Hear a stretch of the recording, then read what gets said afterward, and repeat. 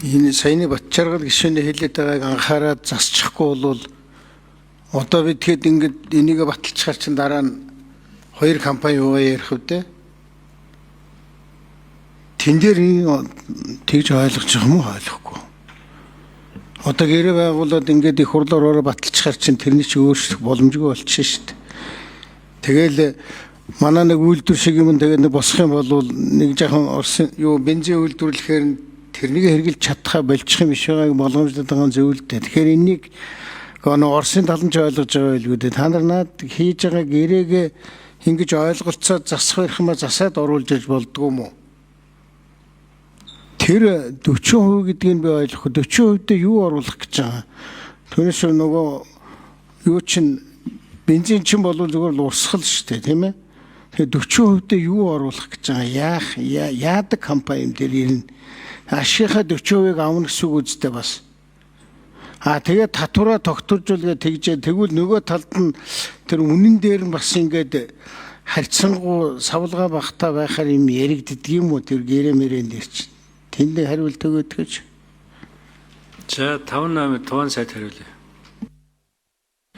За тий энэ одоо саяны Бачаргал гишүүн, Алтан үе гишүүн нарын одоо санаа зовж байгаа асуудлуудыг бол ойлгож байгаа. Бид бүхэн бол энийг бас гэрээндээ тусгаад явна. За энэ өөрөө бас багцаараа 2018 онд Монгол улсын хоёр улсын төрийн дэд айлчлалын үеэр анхны одоо санам жижигийг 18 онд Оросын улбаны улс Владивостокт байгуулад за тэрнээс хойш төрийн одоо бүх дээд хэмжээний уулзалтууд дээр энэ асуудал яригдаад 22 онд мөн одоо дээд хэмжээний айлчлалын үеэр хоёр улсын одоо сайд нар Монголын талаас Яндон сайд бас санам жижиг гарын үсэг зурсан. За энэ зүйл дотор бол дангаараа энэ компани 100% нийлүүлэхгүй 75% хүртэл хувийг энэ хамтарсан компани нийлүүлэхээр 25%-ийг бусад одоо компани нийлүүлж болохоор заалт энэ санам жижиг дотор орсон.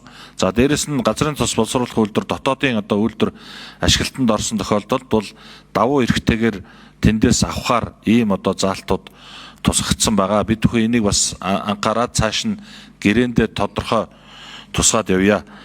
40% дээр бол нийтдээ энд одоо жишээлбэл бүтнээрээ гэж бодох чинь 70 мянган тонн.